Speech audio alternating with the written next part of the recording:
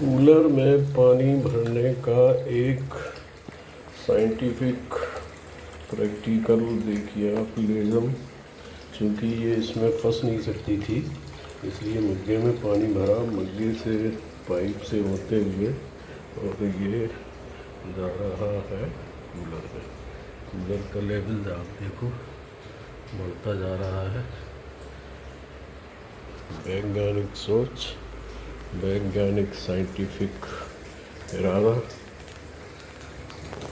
यहाँ से पानी को कंट्रोल कर सकते हैं। देखिए